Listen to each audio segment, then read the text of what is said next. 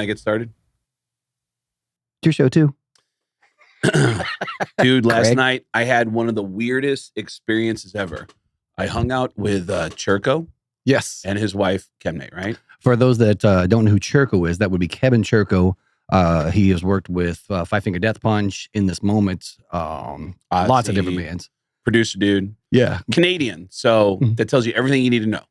He's a nice guy. He's an easygoing dude. Absolutely. And so him and I get together because he's like, he goes, we're going to have dinner. We haven't seen each other in like 6 months or something like that. So he's like, hey, let's get together and have dinner. And then I want to go see a comedy show. I go, sure, man. I go, I'm totally down. And I'm thinking, you want me to set it up? And he goes, no, I know the guy. And it's a really interesting story. He's a guy I've known for a while. He's 60 years old, just started doing stand-up. And I'm like, oh my God. He goes, yeah. And he's Does he talk about me? He's 60 years old. He just started doing stand-up. And somehow he's got a gig opening for Eddie Griffin. Okay. And Eddie Griffin's got a residency over at Planet Hollywood. And I go, man, it'll be great. So we go, we have dinner, we go to the show, and they go, ladies and gentlemen, please welcome your opening act for Eddie Griffin. And they introduce the guy. The guy walks out, house lights are still on. And not only are the house lights still on, the audience is lit up. We're just like, and the guy is kind of in the dark because there's no spotlight on the guy. And I'm like, this is the weirdest. And he's just hammering through his material, even though it's an awkward setup. 4 or 5 minutes into it, they kill the lights and they put a spotlight on him. And I'm like, well, that's weird. And then like, he doesn't acknowledge it at all, whatever. Then house goes dark. And then I end up witnessing truly one of the weirdest shows I've ever seen in my life. And there's some history with this dude, Eddie Griffin. For years, there was a really dark time at the Comedy Store where it just was dead, like in the early 2000s. I witnessed this live. Oh, really? Back in the day. Yeah. It had to be 2001 is when I was in there. That's prime time dead Yep. store. What did you see in there? The Comedy Store. So I was there in Los Angeles. I'd just gotten married and we went to LA with the intent of kind of looking at LA to move there was the original intent. And went into the Comedy Store and maybe 20 people. Yeah. Midweek probably on this thing. Yeah. And Eddie Griffin was one that closed out the show, but I'm watching. I don't remember who. I remember two comedians that were there. The first one I'll tell you about. I went to the restroom, and you know how they got the speaker in the restroom, so I could hear what the announcer was saying. He's like, "Oh, ladies and gentlemen, we got a special treat for you tonight. This guy sold out Madison Square Garden." I knew you were going to say this. These are the two worst people. These are the two worst human beings that still give comedians anxiety when they hear that name. You're going to say Andrew Dice Clay. Yes, I am. Yeah. Holy shit. You went on a classic shitty night at the Comedy Store. I'm not saying that as comedians. I'm saying it for a very specific reason. Yeah. They were given carte blanche to do whatever the fuck they wanted. Yeah. And it drove comedians nuts. Any famous comedian who shows up at a comedy club can get on stage right now if they want. And usually those comedians will be mindful of the other comics and like 15, 20-minute set, whatever is a standard set in a club. Yeah. Some guys will abuse it. And if they abuse it, they are wiping out the whole show and literally taking money out of people's pockets. Yeah. The famous comics, they don't get any money for it because they just happen to show up and they get up on stage and the other comics are getting bumped. And during this time in the Comedy Store in the early 2000s, which, by the way, I just realized I cut you off. Was there more to Dice coming out? Or? Well, it was just crazy because they were like, hey, this guy sold out Madison Square Garden 2 nights in a row. And tonight he's here trying new material. Ladies and gentlemen, Andrew Dice Clay. So I got to watch Andrew Dice Clay in front of 20 people. Bombing. Absolutely bombing. I was like, oh my God. But seeing the process, and that was early on for me. I didn't really, like now I go to comedy clubs all the time. I love it. I'm there all the time. But this was early on. I might have been to like Comedy Off Broadway in Lexington, Kentucky, where I grew up. Oh yeah, it's a legendary club. Yeah. A lot of people, everybody performed there. And then going to this comedy, I was like, oh, the Comedy Store, it's Los Angeles. Oh, I can't wait. And to be able to see, that dark period in comedy when there's 20 people out in the crowd, seeing someone who headlined Madison Square Garden. What's the one live album that he did, The Day the Laughter Died? Yeah, that was a Rick Rubin produced album where he intentionally bombed. And it's just, I'm not even that familiar with that album, but a lot of comedian friends of mine love it. And I've heard a lot of people cite that one a lot. Yeah. And it felt like, I've never heard that record, but that felt like it could have been recorded that night. It was crazy. And then as the night progresses, Eddie Griffin was the headliner that evening. I left after 2 hours of him. Oh my God. So here's the problem. Yeah. They didn't give a shit. Yeah. Mitzi wasn't around anymore. She was starting to get sick. Mm-hmm. And the people that were running it, there was one guy in particular who got caught straight up stealing money from the Comedy Store. And allegedly. Oh no, they got it on camera. Oh, they got it on camera. Yeah. They put in hidden cameras in the box office and they saw him put money right in his own pocket. Yeah. Because they would do, it's the easiest scam too. The Comedy Store had a relationship with all the local hotels where they'd send you to the Comedy Store and you'd say, yeah, I'm staying at the Holiday Inn. And then you go, all right, we got a couple of hotels. So that, you're welcome to come in. You get in for free. Mm-hmm. And what this guy would do is he'd be like, yeah, it's a $20 cover. Thank you. And then he'd walk over and go, we got 2 hotels. And then he'd let them walk in and put the money right in his pocket. And it's easy. And of course, like anybody else who starts doing that, he got greedy. Yep. Like, yeah, it's kind of weird. How are we making $8 on an entire weekend? So anyways, Eddie Griffin, Andrew Dice Clay would abuse it badly. Oh, and they built up a lot of resentment from other comedians. And they didn't care. They didn't care. In fact, Dice's thing was not only not caring, he wanted to clear the room. And if you were on a few hours later, he would take a great full house and just turn it into an empty house, and he didn't give a shit. He'd walk out of there. And in some ways, he enjoyed doing it for the entertainment of like one of his friends. Like, watch this, I'm going to ruin this whole night for everybody. Right. And it was just really messed up. Anyway, so Eddie Griffin, he's doing the show in Vegas. We go to see him. All I remember about Eddie is how much all the comedians hated him because he just didn't care about the other comedians, and he was very disrespectful to other comedians. So go see the show. The opener walks off stage, the lights go dark, and they play, no bullshit, a 10-minute video of how great Eddie Griffin is. And there's a few things that are really odd about it. One is much of this intro video is clearly taken from a 4th or 5th generation VHS tape. Really poor quality video. And then a couple of scenes from some comedy stuff he did. And Eddie Griffin is a funny dude. He's got funny stuff. But when they finally start to head towards what feels like a real intro, the lights go dark. And then there's this guy who gets on the mic and says, all right, ladies and gentlemen, they put all the phones in yonder bags, which is weird. That's usually a big arena show thing to do. Yeah. They keep your phones. So you walk in and it's a place that only holds a couple hundred people and they go, we got to put your phone in the bag. Yeah. So they're like, oh, that's weird. And I remember in that moment going, I wonder if we're going to see something fucked up. And that's why they wanted to. That was my first thought because I was like, dude, it's a club, man. This place holds 200 people. Why are they worried about people recording this? Yeah.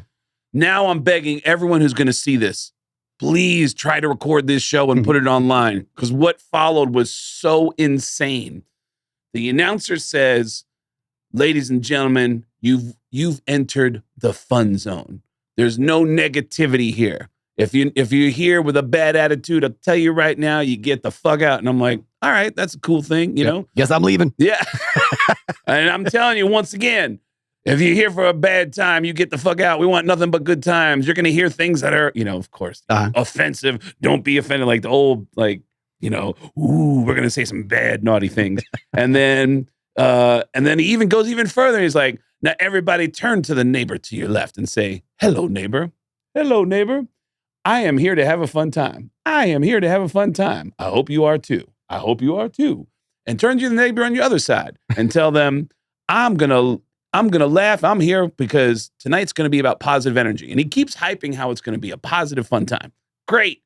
And then the theater goes dark and they start showing the legends of comedy. And they go, Richard Pryor, Red Fox, George Carlin, and Eddie Griffin. And I went, what the fuck? Eddie Griffin? Hey, there's no place for the negative attitude there, dude, Craig. that was the weirdest thing. Like, no one on planet Earth is putting Eddie Griffin up there. And it's just weird to like stand up and say, I'm Chris Kale, Geddy Lee, Flea, me. Like it's just weird to put yourself on a pedestal like that. Yeah. It's fucking odd. And then Eddie walks out. Now the fun time's going to start. Eddie screams out conspiracy theories for 10 minutes. Mm-hmm. Like conspiracy theories that we're all familiar with that we see online. And he's straight up, like, there's very few jokes. He's yelling about conspiracy theories. Yeah. It's really odd. And then he starts making really dated material. He talked about how there's some women that you see now that dress like men. And he said, he goes, you know why they dress like men like that? Because they haven't had a good one inside of them. If there's any ladies that fit the description I just said, stick around after the show. I'll give you something that you need that'll have you wearing a mini skirt tomorrow. And it's like, what's that even mean? Dude, I mean, at some point after 30 minutes, only because it was exhausting how weird it was. It was just weird. Yeah. It was weird. The whole thing was just weird. That I was like, I looked at Kevin and Kevin goes, he goes, I'm just waiting for the right time. I go, I'm going to. And we're down front. That's what I was doing too 20 years ago. Yeah. When you saw. Oh, yeah. I was like, leave now, man. Or? It was just weird, man. He yelled. He complained. He was drinking. Oh, yeah. It was nothing odd. Changed. It was so odd. And then I was like, and there's, by the way, when you travel around the country and you talk to club owners and you get to know who the club owners love, who the club owners get frustrated by. Mm-hmm. There's certain people that come up. Eddie, it is rumored, has a what do they call that addendum to the contracts? To have in your dressing room, the rider. Yeah, brand new pair of sneakers. He wants a brand new pair of sneakers, and it's a very specific type. He'll say, "Yeah, I want." And so every week he wants to get a brand new pair of sneakers. It might even be each night of his performances, but. Anyways, I finally I see a moment where he's going for some more booze, and I'm like, and I go, I'll meet you upstairs. Like we're gonna do it one at a time, so it doesn't look like 3 people leaving all at once. Mm-hmm. And as I'm walking out, I just saw like everyone in the theater. I'm seeing their faces, and they're like, like I thought we were going to Happy Town. This is supposed to be like. A place of positivity. Yeah, man. Yeah. I walked into Frown Town. Frown Town. Can't have that. Yeah. You think after 20 years, he would be turning some laughter around. Because when I saw him, same thing. He was on stage. I don't know what he was drinking, but he was drinking. And he had like a 6 a.m. flight. So his whole objective was just to not go to bed, keep everybody else up. I'm gonna sit up here and keep on going until it's time for me to go check in for this flight. Really? Yeah, it was. Oh, woo, yeah. That's kind of funny, but that is brutal to do to an audience. Absolutely, yeah. It was one of the weirdest experiences I ever had, and I was really thrown by it. I can't believe I saw a guy just yell about stuff, mm-hmm. and that I went home and I started looking up Reddit, and I saw some people talking about it on Reddit. But man, I'm telling you, someone needs to record it and drop it online because it's a weird show, man. Yeah. It's a weird show. I mean, I'm not someone who says you should never punch down. I was surprised about the way that he went about it. Mm-hmm. But what have you been up to this week? Did you guys cancel a show? Yeah, we had to cancel Mexico City. We were supposed to play there this past Sunday, but Ivan had a fall on stage in Louisville. And how is he? Last I heard, it's a fractured rib. Okay. But as far as I know, as of right now, press date, whatever the day is, we're supposed to play Aftershock this coming Friday. Oh. And that's on schedule. Okay. To be able to play. So yeah, we had to cancel that one. Just kind of been relaxing this week, getting back into the gym because I've been gone for essentially since mid-May with this tour. Able to get back into like the routine, kind of doing that sort of thing. You don't work out when you're on the road? I do, but it's not nearly as heavy. Yeah. This week's just kind of been getting my body used to lifting again. Like on the road, I'll do, before we go out, like a kind of an ego muscle for the the photos and whatnot. Make sure I got the vein popping, So quick little 15-minute warm up. That's it. Yep. Secrets of the trade right there, people. But yeah, I'll do that. I do like yoga, body weight. Is that how you try to impress your girlfriend too? You like give yourself 15 minutes to pump up a little bit and then walk in the room? Oh, no. She walks in the room, it's automatically pumped. Yeah.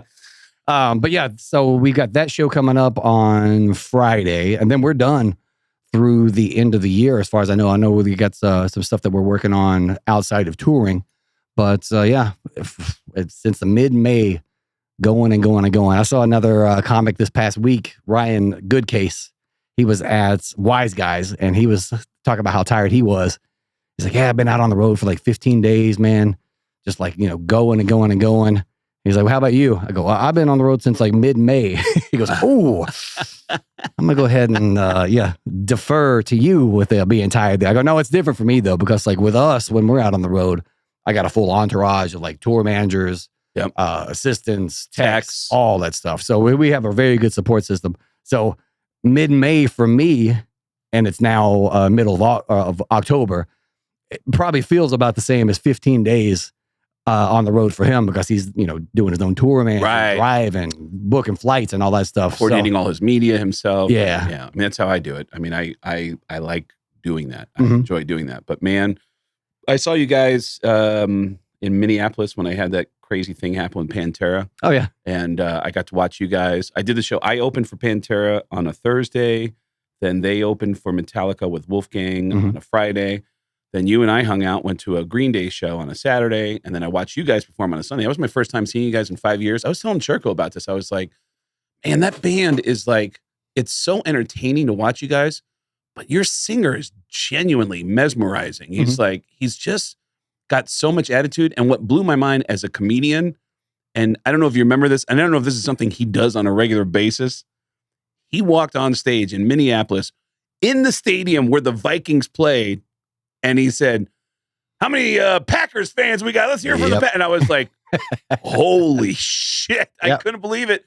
And on the one hand, he was antagonizing the crowd. And then he did this great comic thing where he said, like, hey, man, he looked at your drummer and said, help me get out of here, man. Let's start the next song. Like, very tongue in cheek. Oh, yeah. I was like, he was acknowledging, like, hey, I'm just fucking with you. He is the Patrice O'Neal of heavy metal. Going in, wants you to be uncomfortable in the beginning, and then it's like by the end of the show, it's like, oh, got him on our side. All the lighters are out during the bleeding. Yeah, he likes to do that. He's very much he's very much a fire starter. Even if he had said it about my favorite football team, I would have understood the humor behind it. But the fact that he let the crowd in on it by saying, all right, guys, help me get out of this one. Let's get into the next song. And let's get the crowd back. Yeah, I think Charlie's from that area too. So he's like the hometown kid. Oh, I do remember him saying something about that. Yeah. What else has been going on with you in the last week that you wanted to bring up? Can I tell you about a mutual? Yes, you alluded to the story. I'm anxious to hear this one. I'm not going to say his name, but will I be able to guess from the story? You and I both know a famous guy. Okay. Who we've both have been like sharing notes on. Eddie Griffin. You and I have been sharing notes about a famous guy that I came to you recently and said, hey man, is this guy doing this to you too? It's weird. Okay. He's a famous guy. I know now. He's a famous guy who can do anything he wants. He should be able to. But he asked me for stuff that I'm like, I can't do that. Like it's just weird. He's trying to put me in weird spots. Okay. So you know who I'm talking about. Yes. Okay. Yeah. He texted me and said, hey, I saw another famous friend that we both know. And I told him, I said, hey, I'm friends with Craig. And that mutual friend was like, I love Craig. And I was like, oh, right on. Cool. And then after about an hour, he hit me up and said, do you have that guy's number? Because I saw he's going on tour and I want to do A, B, and C on that tour. He wants to work with that person. And I said, I was like, why are you? I go, I'm not. You should never ask that. Yeah, exactly. You should never say. There's places to go. You're telling me you don't know that person, and you're saying, but I mentioned your name, and they, oh yeah, I do know him.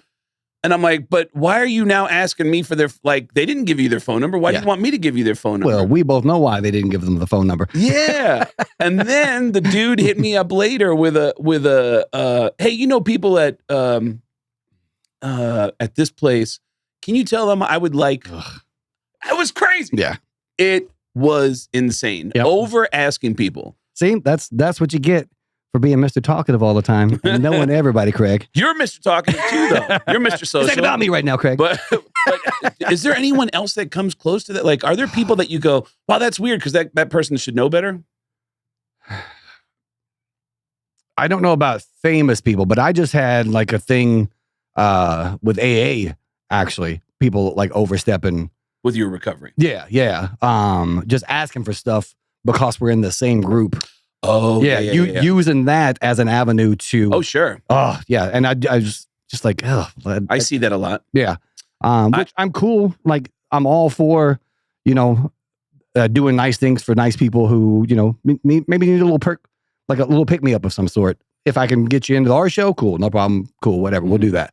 But then once that happens, and then you're always hitting me up and like, hey, man, how are things going? I hate the, hey, man, how are things going text. What do you want? Just hit me with the request because I know it's coming. I knew a guy, didn't know him very well, but there was this guy that was brought into a recovery group that I was in who was, it was an industry meeting. So it's people in the industry.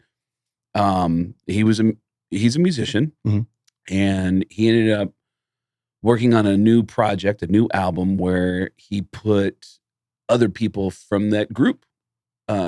He would solicit them after the meetings and say, "Hey, can you?" And the people were like, "Yeah, I'll do that." And it was pretty copacetic. And there was one guy who was upset about all this because he's like, "Hey, man, I brought you in here. This isn't cool. You're overstepping. Like, we're supposed to be here to get help, not to ask people to be on your project." Yeah, it's not a recruitment pool. And the guy put out the album, and in the liner notes, he thanked everybody and connected them all to a group. And one that should not be. It was an anonymous group. Yep. And he mentioned the group. Oh my God. And named everyone in the group in the liner notes. And the guy who brought him into the group was even more upset that his name wasn't mentioned at all. And any kind of thank you. Like, dude, I'm the one who got you in here. Yeah. Yeah, dude, that is blasphemous in recovery. Absolutely. You're not supposed to. Anonymity, dude. Yep. It's anonymity. I used to have a problem like going to those meetings, like in the very beginning, going to those meetings. And because of my line of work, if I go into like, a normie meeting, gin pop with, nobody that's, that does the same thing I do as for a living, just normal people. And they would come up and be excited to see me. Yep. And want to like get pictures and autographs, which in the very beginning, when I first started getting sober, going to those meetings, it rubbed me the wrong way. I hated it. I talked to you about it actually. Yeah. Like, I can't be going to all these meetings. I connected you with somebody that helped you out there. Yeah. And then there was another musician. I was bitching to him about it. Yeah. And so yeah, man, is the one I connected you to? I think this is a different one. You know who it is though. But for the spirit of anonymity, we'll discuss that off the podcast. But I was bitching to him about it. I was like, man, I go to these meetings and like, I'm afraid to share because blah, blah, blah. I don't know who's listening, doing all this stuff. This is supposed to be anonymous, man. I can't be going to these meetings and then taking pictures and signing autographs after. It's supposed to be anonymous. And he leaned in and goes, not for us. Yeah. Like you waited your entire life for people to know your name and to be happy to see you. And now because it's in these meetings, you can't do that. I was like, all right. Yeah, you're right. Yeah, dude, I had a funny moment happen. I don't know if I ever told you the story about being in Seattle. I went to, I like to go to Seattle every summer. People think I live in Seattle because I'm always at Mariners and Seahawks games, but I'm going to those games on the road. I book my shows around the country, around Mariners, Seahawks games, and concerts. So great. I love it. And I was in Seattle summertime, just like to go up there for the good weather. And a friend of mine who's in recovery, who also happens to be gay, said, hey, can we go to a meeting when you get into town? I said, sure. And he said, would you mind going to a gay meeting? Which doesn't mean it's only for gay people. It's a gay-friendly meeting. Well, backstory, your recovery started in a gay rehab. Yeah, man. That wasn't even intentional. I was dating a girl in Seattle. I mentioned this to John Mulaney. John Mulaney does this show. I go see him do this show, and John Mulaney's whole show is about his intervention, about his drug intervention. It's great. It's a great special. And at some point in the middle of the show, this is in an arena, he says, has anybody in this room ever been through inpatient treatment for drug or alcohol addiction? And a couple people said yes, including me. And he looked over in my direction and he goes, did you say yes? And I go, yes. And he goes, what is your name? And I go, it's Craig. And he goes, Craig, do you mind if I ask you some questions about it? And I said, sure. And he said, where did you go to rehab? And I said, in Seattle. And he said, how long were you there for? And I'm answering and I go, but I ended up in the wrong rehab. And he goes, but you ended up in the wrong rehab. He's repeating everything because I'm so far away from a microphone that he wants the whole arena to know like what I'm saying. And he goes, you ended up in the wrong rehab. And I said, yes. And he said, why was it the wrong rehab? And I said, it was a rehab for homosexuals, but nobody told me. And he goes, and everyone around me started laughing. And he goes, it was a rehab for homosexuals, but nobody told you. And I said, yes. And he goes, how is that possible? And I said, I had insurance for the first time. He goes, you had insurance for the first time. And they said, where are you located? They said, where are you located? And I happened to be living with a girl who lived in the gay neighborhood of Seattle. And they said, there's a rehab right down the street. And it turned out, I called the rehab and I knew when the guy picked up the phone, I was like, oh, this guy. How'd you know? How'd you know, Craig? You do voices. Let's hear it. He had a voice. It was Morgan Freeman. But that'd be fun if I did like a super masculine voice. Hey, what's happening, baby? You want some drug and alcohol treatment? Yes, I do, Tracy Morgan. And so he picks up the phone and we're talking and I am confessing everything to this guy. I'm being as honest. I'm being more honest with this stranger on the phone than I had to any of my friends. I was really in a bad spot. And then at the end of all the intake questions, he goes, all right, well, I think I've got everything. One more question, Craig. You are a homosexual, right? And I go, I'm a what? And he goes, you're a homosexual? And I go, what does that have to do with anything? And he goes, well, you know, this is a rehab for homosexuals. And I go, it is? And he goes, didn't your insurance tell you? And I go, no, you're the closest one to me. It was in Capitol Hill. Capitol Hill is the gay neighborhood. Yeah. A big gay district in Seattle. And he said, well, listen, we're not gay and lesbian exclusive, but we are gay and lesbian friendly. So are you a homosexual? And I said, no. And he said, do you have a problem with homosexuals? And I said, no. And he goes, all right, we'll see you on Monday. And I checked into gay rehab. Best place I've ever been to, man. Sometimes the universe does for us what we are either unwilling or unprepared to do ourselves. It was the most sensitive people I'd ever met. The toughest person in that rehab was a lumberjack chick from Oregon who had, in a blackout, had choked her partner, woke up in jail, had no idea why she was in jail. And yeah, that place was amazing. But fast forward to, and John Mulaney, by the way, at some point says, this show just got about 30 minutes longer right now. But fast forward to, I am sober and a friend of mine needs some help. And he said, do you mind going to a meeting? And I was like, well, absolutely. Let's do a meeting together. I'm down. You know, if somebody needs help, let's do it. That's what it's about. Yep. And he said, would you mind going to a gay meeting? And I said, not at all. And a buddy of mine happened to come with me for that. He's sober too. And I go, are you okay if we go to a gay meeting? He's like, yeah, that's fine. So we go to this church and it's a gay friendly meeting. So almost everyone in the meeting is gay. And almost. This dude comes up to me with his boyfriend and goes, I'm sorry, but were you on Sex in the City? And dude, me? Hell yes. Dude, you get excited when people, I feel like you get excited when people recognize you. You're pretty, you like being recognized, right? Absolutely, yes. Yeah. No, nobody plays guitar in their room to play guitar in their room. Dude, I don't get recognized anywhere near as much as you do. But when I do, I get super fired up about it. So I was like, I've been there when it happened. Yeah. Was it the Rolling Stones concert here at Allegiant? There was some guy that came up, hey man, are you on the Howard Stern show? Yeah. He's like, yeah. You go, Chris, get over here. Yeah. This guy. Tell him what you just said to me. I want people to be a witness. Yeah, like, I love this guy, I remember one time being in Winnipeg, Canada, at an open mic, and it's in this small bar. Guns N' Roses is performing the next night, and I had texted one of the guys in Guns N' Roses like, hey, my show in town isn't until Saturday, but I'm going to open mic if you want to go to the open mic. Duff McKagan walked into an open mic with Chris Jericho, the wrestler. Yeah. And he was like, hey, what time are you going on? And I go, oh, and there was security too. And I'm like, oh my God. And the show is like 100 feet away from us. Nobody's noticing that there's some seriously famous people there. When one person out of that crowd starts to walk towards the restroom, passes us and stops and goes, oh my God, are you?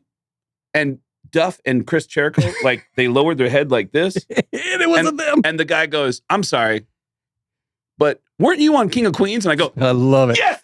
And I go, oh my God, Chris, Duff, are you? Dude, write this down. Write this down. Dude, listen to this. Okay, what were you going to say? Yeah. And the guy has no idea who these two people are. I'm like, hello.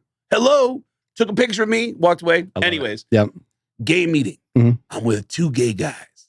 And one of them, they both recognize me. And I'm so excited to be recognized. I love it. That I go, yes, I am. My name is Craig Gass. I'm in an anonymous situation. I go, my name's Craig Gass. Yeah. I'm the guy you saw on Sex and the City. And he goes, oh my God, I thought that was you. I was like, what is he doing in Seattle? And I go, well, I used to live here.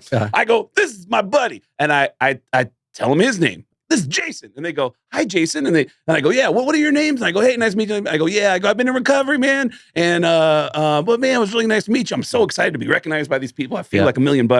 And they go, all right, well, listen, thanks for coming, you two. We'll see you in a little bit. And they walked away and I went, I go, oh man, they think, Jason, they think we're a couple. And he goes, what? I go, they think we're a couple. And he goes, he's like, dude, you were on Sex and the City. I go, they think we're a couple. And then this weird thing happened I didn't expect to happen. We sit down in the meeting and I really started getting super critical of the way Jason crossed his legs. And I go, dude, open your legs up. And he goes, what? I go, dude, you look like you're being gay. And he goes, what? And I go, just open your legs up. He goes, dude, I'm not. And I go, dude, man spread, son. And then at one point there was a speaker who was telling his story. And then I looked over at Jason and he was sitting there like this. And I go, dude, stop posing like that. We look gay together. And he goes, what? And I go, dude, we look like we're a couple. And he goes, no, we don't. I was like, dude, I got super self-conscious. I go, everyone in this room thinks we're a couple. And it led to anxiety and stupidity. There was one time at the airport that I was on, I thought I was getting recognized. I went up to the counter. I was pretty new in the band, maybe 2 years at this point. So I was slowly getting some facial recognition in different places we would go. And, being the new guy, you always want to feel like, I deserve to be in this spot. Like people know me. I'm making an impact. You guys did the right thing by hiring me because people are recognizing me and that kind of thing. Yeah. So me and Zoltan walked up to the counter. And this is back before I had dreadlocks in the beard. It was like a big bushy kind of like mountain man beard at this point. And I walked up to the counter and the girl with Zoltan right there was like, you look familiar. I was like, maybe. Where do you think you know me from? She goes, are you on Duck Dynasty? Zoltan, he died laughing. I was like, so shortly thereafter, that's when I started growing the dreadlocks and the beard. I had to do something to separate myself from it. Yeah, dude, I love hearing stories like that. Dude, Louis Anderson had a great story about how there was a time when Johnny Carson, if you, as a stand-up comedian, did a strong appearance on Johnny Carson, you went from a nobody to having just being rich overnight.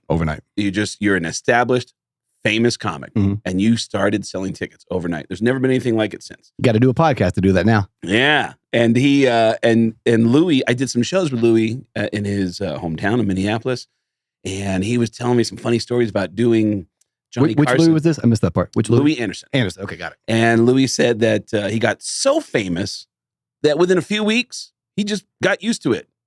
That he was at one point, a few weeks into this newfound fame, he's double parked in front of a dry cleaner, and his buddy goes in to pick up his clothes, and he's sitting there, and then some other car pulls up next to him and starts honking, and he's like, and the guy's like waving at him, and he goes, oh, hey, hi, yeah, it's me, hi, good to see you. And they go, roll down your window. And he's like, what? And he goes, yeah, hi. And the guy goes, move your fucking car. I'm trying to park. He goes, oh, sorry. Like, he thought, oh, it's just another fan. Yeah.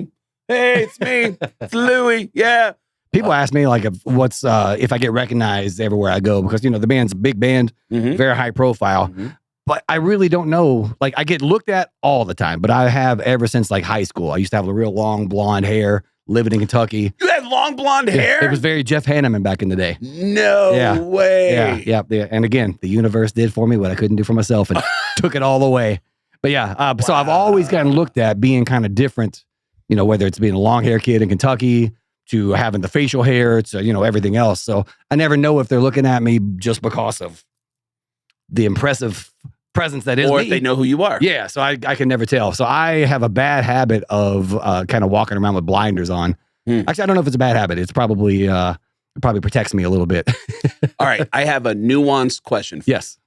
There's been a couple of times in my life, and again, I get excited if somebody says, "Hey, were you on?" I'm like, "Yes, I was. What's up? My name's." I mean, dude, I will talk to people until they get to the point where they're like, "All right, we got to go," and I'm like, "Where are you going?" Yeah, I'll come with you. How much time we got left on this podcast?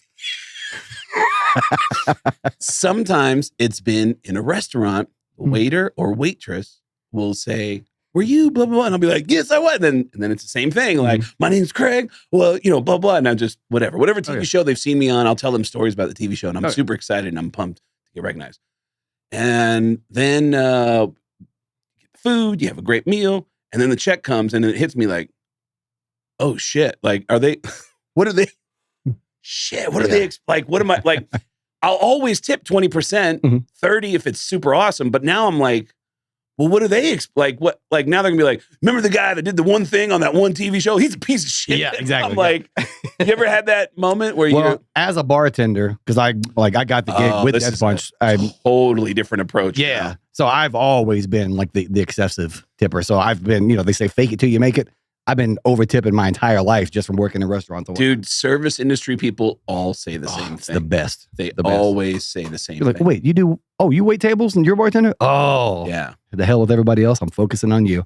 All right, we're going to start our favorite segment now on this show. Matthew, I'm going to need you to cue up the song. Up next is...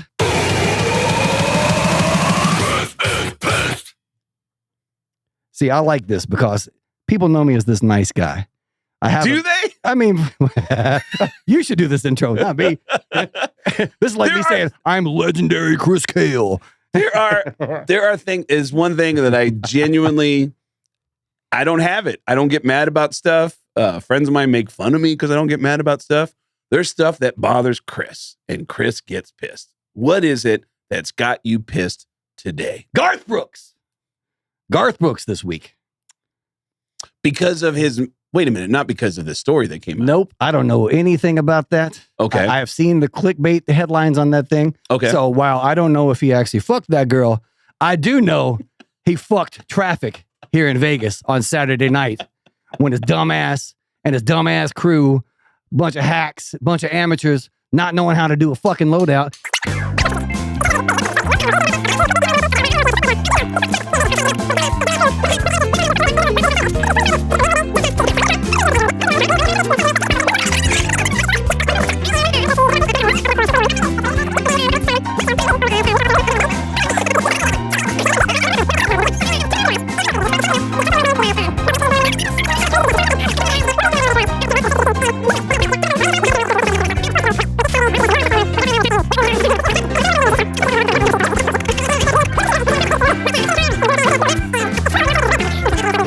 In the middle of Las Vegas on a Saturday. It took me 45 minutes to get from Mandalay Bay just past Caesar's Palace. So I'm in the car, and I've been trying to deal with this anger a little bit.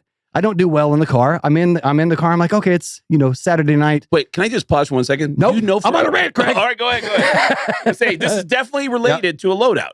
Yes. Okay. 100%. So I went to go see the Interrupters at Planet Hollywood. Oh, yeah. Opened up for Sum 41. Our friend is the tour manager for Sum 41. Yep. And then I went from that show to Iron Maiden over at Michelob Ultra Arena at Mandalay Bay. Where I had a wonderful experience. Oh, yeah. You can talk about that in a minute. Yeah. So maybe I am pissed. Yeah, exactly. See, I'm rubbing off on you. Not like that puke that was all over you, but yeah. So I was coming out of the garage, and I know it's going to be busy. It's Saturday night. You got Sum 41 playing. You got Golden Knights game was going on that night. Oh my God, there was so much going on. So much crazy congestion. So I'm like, okay. Oh my! I'm coming out of the garage, and normally coming out of Mandalay Bay's garage, I like to turn left and go straight to 215. And this night, they had it divided. If you're coming from the right-hand side, you had to turn right. If you're coming from the left-hand side, you had to turn left. So I was forced to go right. I'm like, it's Saturday, a lot of congestion. I know a lot of stuff's going on. My girlfriend and I, we were talking, not moving at all. And it's like, oh man, like there's a lot of traffic. And again, I'm trying to work on these anger issues. So I especially don't want to blow up in front of my girlfriend and have her see the real me, because that's some bullshit. I'm an entertainer, an actor, a comedian. You don't get to see the real me unless you're here on the podcast. Then you get to see the real me. But I'm sitting in the car where, I'm doing okay. I'm looking at Google Maps, and like it's slow. And then all of a sudden, like there's this red part. I'm like, oh, there must be an accident or something. Oh, this sucks. Whatever. I don't work until, 2 weeks from now. Not like I got to hurry up and get home and get to a real job. I got to fly private on Friday to go play Aftershock. My life is terrible. Oh, so I'm trying to be calm. Things are going okay. And as I get closer, it starts going down to one lane. I'm like, oh. And by the way, you're about to go see Iron Maiden. At any moment, they're about to go on stage, and you're missing the whole thing. This was after the show.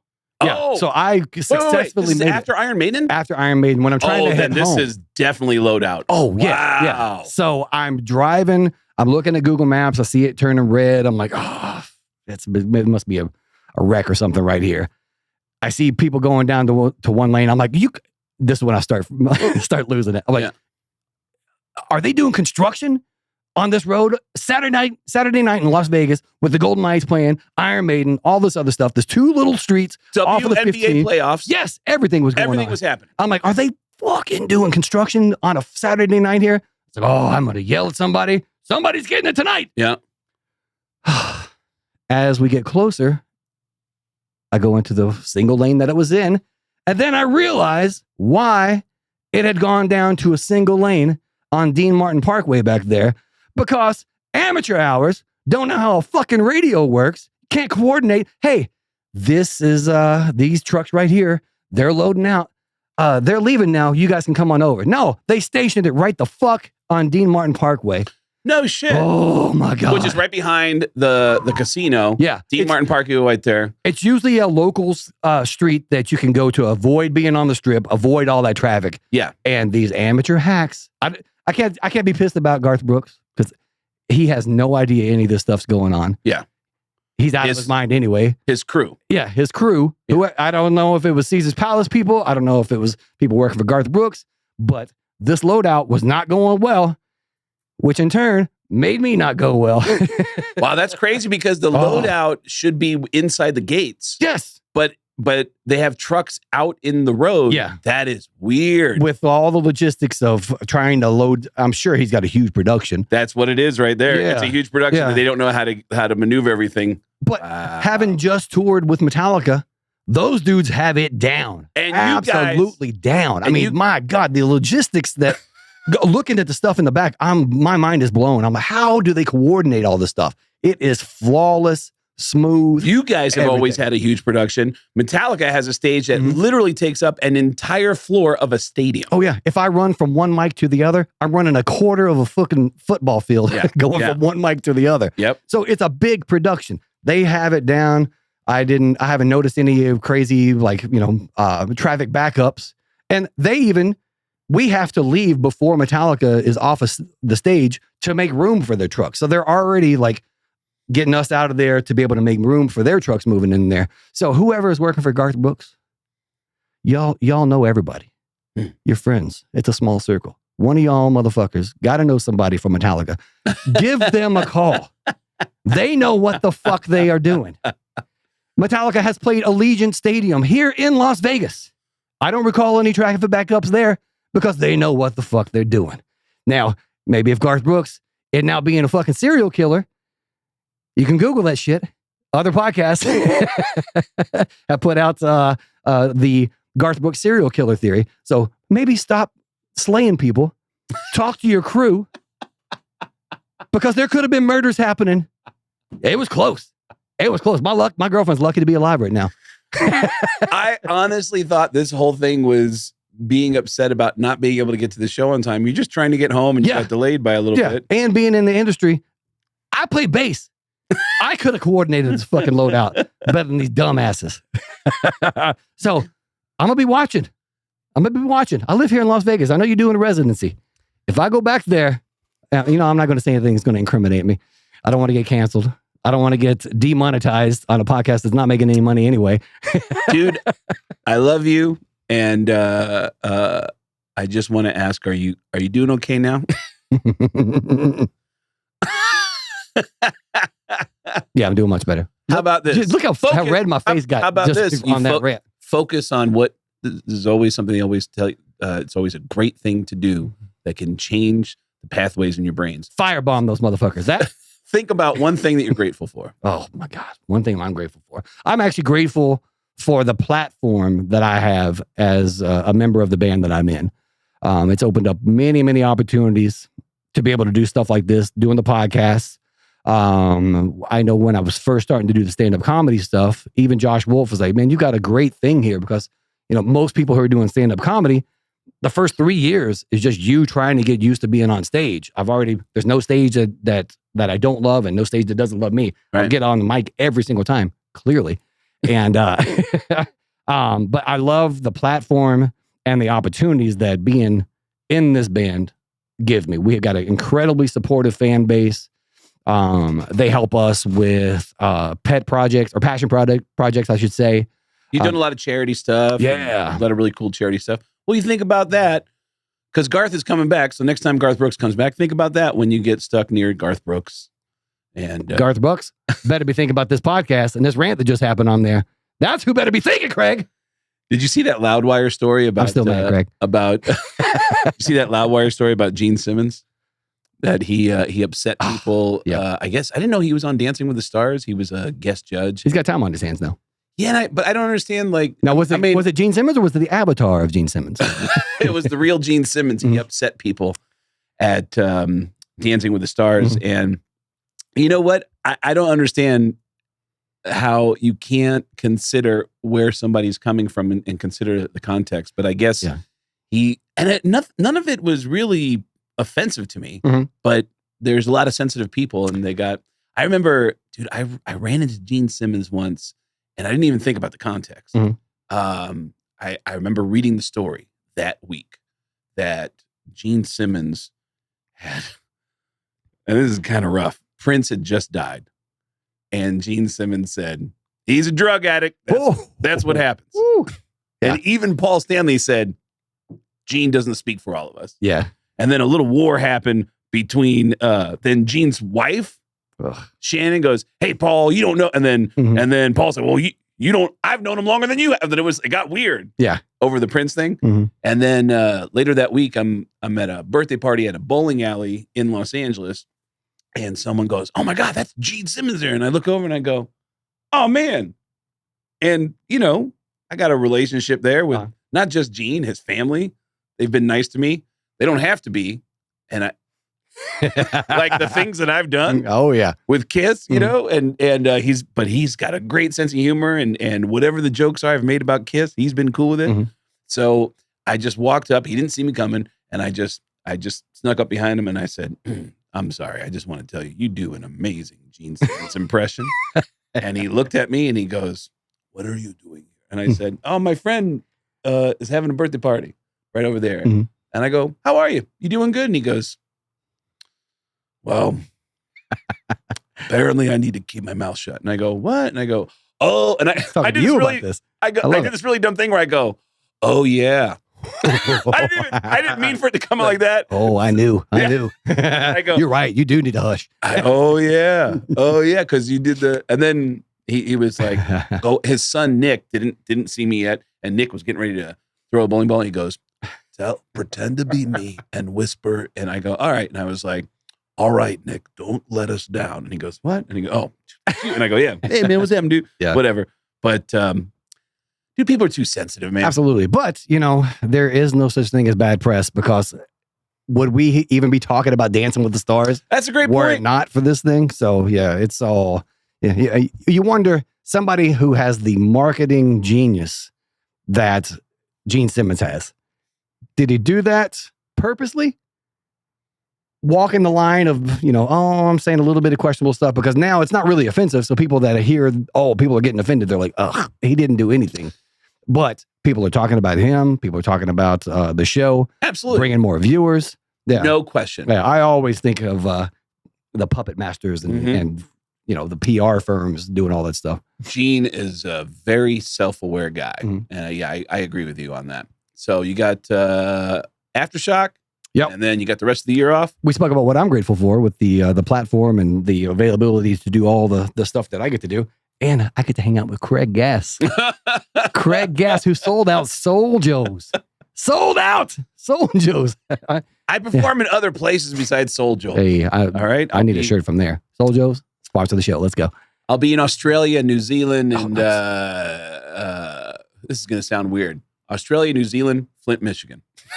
Have you done the Machine Shop? No. The band played the Machine Shop before I joined. Okay. That was like I've heard great stuff about it. Yeah. Apparently every great rock band has been through the Machine Shop. But then once they got me, we outgrew small places and only play in arenas now. So, dude, I'm doing a ton of shows in 2025. Nothing. That was great.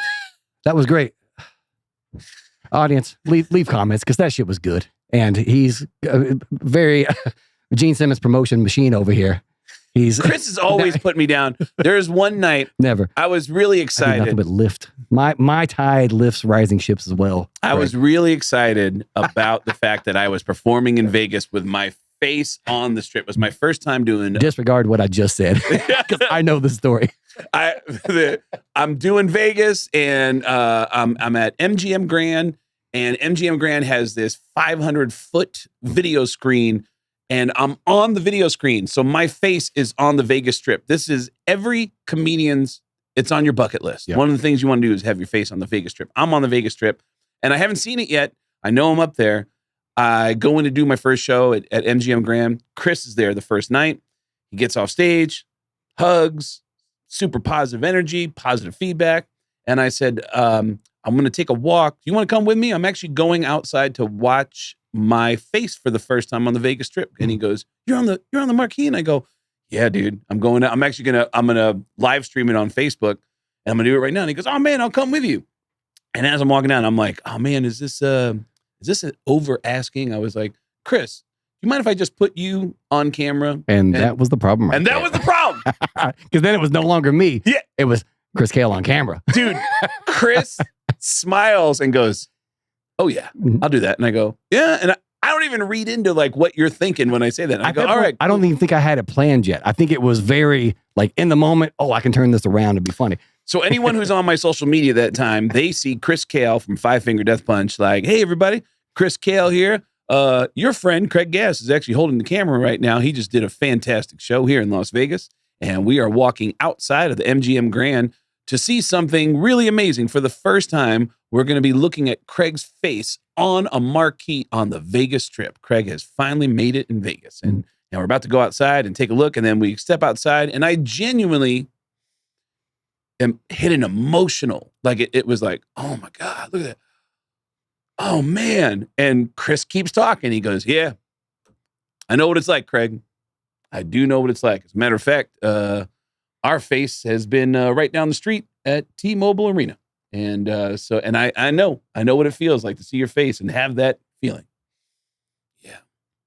Of course, T-Mobile holds 20,000 people. And what did you have tonight? About 25 people in your show? I was like, God damn, you're saying that to my audience. It was a callback because you had spent 30 minutes at that show talking about how small the show was. But I was simply doing a callback, as any good comedian who is trained with Craig Gass knows. Chris, callbacks. The callback worked on the 25 people in the room. You're not supposed to announce it to the people on my social media page. You should know better. Well, yep. I had you said it's a comedian's dream to have their their face up on the Las Vegas Strip. Yep. I had mine even before becoming a comedian. So thank you, Craig. All right. So I'll be in Flint, Michigan at the Machine Shop performing for 25 people. Serving water to all the patrons.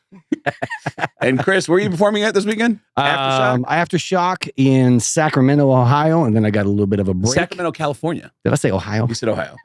Sacramento, California. I play bass. Yeah. Sorry. And how many people is that place hold? I got to tell one more story. This is Sure. funny. So I never pay attention to where we're at. And there's one point when we were doing a song called Got Your Six Live. Yeah. And I'd be like, all right, Cincinnati, let me hear you. Oh, no. Yes. So I'm getting ready to walk out. I'm getting ready to walk out. It's my big moment. Oh, I got the mic did this. and I'm in the back and I have a panic moment. I'm like, what city are we in right now? Oh. I can't remember what city we're in. And I'm looking You at don't the have set that because list. like there's bands that have the names of the city right on the ground. Right. This is backstage, like behind our curtains before I'm getting ready to walk out. So in between songs, we'll kind of go back, play music, and then come back out. So I'm backstage. I have a set list there, but there's no city on the set list. So the drum tech, appropriately named Angry Nate, I asked him, hey, Nate, what city are we in right now? He immediately fired back, we've been here 2 days, asshole. That's it? Didn't tell you the name? He just said we've been here 2 days. The name. Yeah, we had been off in the city for 2 days. I had gone hanging out all over the city, and I could not remember where the hell I was. But luckily, I don't know if I saw a banner somewhere in the arena that said, hey, Cleveland or whatever. So I was able to pull it off. But yep, Angry Nate was no help. We've been here 2 days, asshole. You don't know the city? Get out there. I've had moments when I first wake up in the morning where I go, oh, I'm going to go downstairs and go, wait a minute. Am I like, and sometimes I'm confused at home. Oh, yeah. You ever wake up More at home? confused at home. Yeah, because you're like, I'm not here ever. Yeah, that's true. Yeah. That's true. That it kind of throws you. Then you realize, yeah, it's weird. Your first thoughts about like, oh, I'm going to get out of bed and hold on.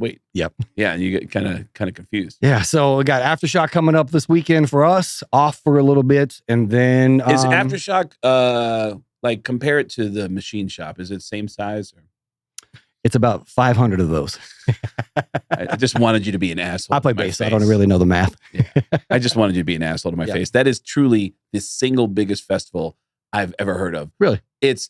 Dude, you didn't see the lineup besides you guys? It's like every massive rock musician. band is I paid there. attention to us, and that's it, Greg. Dude, you guys... I'm super excited. I think we might be playing the same day as Judas Priest. Wow. If not, I know they're playing that festival. Slipknot's on there. Yep. I'm excited to see Rise Against. They're going on just before us, I believe. Literally every massive band is there this week. I don't see how they afford those lineups because, like you said, every single band that you want to see is in this festival in a 4-day period. It's insane. Yeah. It's absolutely insane. Hopefully they don't have those assholes from Garth Brooks doing the loadout. If you can't get into Aftershock, there's still tickets available for the Machine Shop up in Flint. Bring your own water. I'll see Just text me. I'll guest list whoever wants to go in there. We need to get this thing full. Not only for Craig, but for the Machine Shop. They've had enough water issues up there. They really need to get up there and sell some Monster Energy and whatever other beverages that your fans would be drinking up there. I'm guessing we have the same audience, so Monster Energy for sure. All right, Kale and Gas, we are out. We'll see you on the road. Yes.